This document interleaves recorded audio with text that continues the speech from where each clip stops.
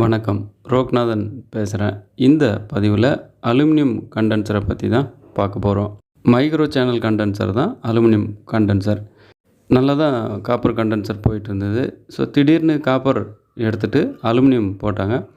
அதே மாதிரி இந்த அலுமினியம் கண்டென்சர் வந்து மார்க்கெட்லேருந்து போயிடுச்சு.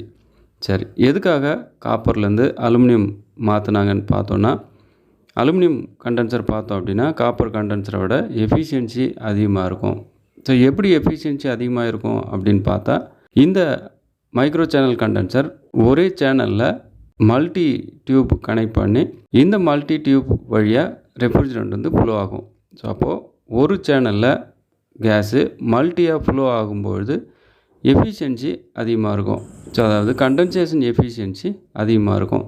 ஸோ இதனால தான் இதை மைக்ரோ சேனல் கண்டென்சர் அப்படின்னு சொல்லுவோம். கம்ப்ரஸர்லேருந்து வர high pressure high temperature refrigerant இந்த கண்டென்சரில் ஃப்ளோ ஆகும்பொழுது ஈஸியாக கண்டென்சேஷன் ஆகும். இந்த கண்டென்சர் நம்ம R&AC சிஸ்டத்தில் வந்ததோட நோக்கம் என்ன அப்படின்னாக்கா, குறைஞ்ச பவர் எடுத்துக்கிட்டு அதிகமான கூலிங் எஃபிஷியன்சி கொடுக்குற மாதிரி ஏசியை டிசைன் பண்ணாங்க. ஸோ இப்போ அதுக்காக தான் நம்ம R&AC சிஸ்டத்தில் காப்பர் கண்டென்சரை எடுத்துகிட்டு அலுமினியம் கண்டென்சர் ஃபிக்ஸ் பண்ணாங்க. பட்டு இது எதனால் ஃபெயிலியர் ஆச்சு அப்படின்னு பார்த்தோன்னா, இந்த அலுமினியம் பார்த்தோம் அப்படின்னா சாஃப்ட் மெட்டல். நம்ம ஏர் கண்டிஷ்னரை இன்சுலேஷன் பண்ணும்பொழுதும் சர்வீஸ் பண்ணும்பொழுதும் ஷார்ப்பாக இருக்கிற ஸ்க்ரூ ட்ரைவரோ இல்லை காம்பினேஷன் பிளேயரோ நம்ம பயன்படுத்துகிற டூலு அந்த கண்டென்சர் டியூப் மேலே பட்டுது அப்படின்னாக்கா பஞ்சர் ஆயிரும். ஸோ இதனாலையும் இந்த அலுமினியம் கண்டென்சர் ஃபெயிலியர் ஆச்சு. ஸோ அடுத்தது நம்ம R&AC சிஸ்டத்தை சர்வீஸ் பண்ணும்பொழுது, அதாவது ரிப்பேர் ஒர்க்கு பண்ணும்பொழுது டஸ்ட்டு பார்ட்டிக்கல் ஏதாவது இருந்தது அப்படின்னா இந்த மைக்ரோ சேனல் கண்டென்சருக்குள்ளே சின்ன சின்ன டியூப்பாக இருக்கிறதுனால இந்த டியூபுக்குள்ளே போயிட்டு பிளாக் ஆகிறதுக்கும் நிறையா வாய்ப்பு இருக்குது.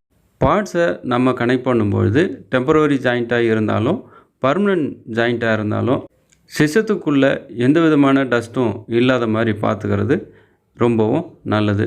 ஸோ இதுவும் அலுமினியம் கண்டென்சர் ஃபெயிலியர் ஆகிறதுக்கு ஒரு முக்கியமான காரணம்.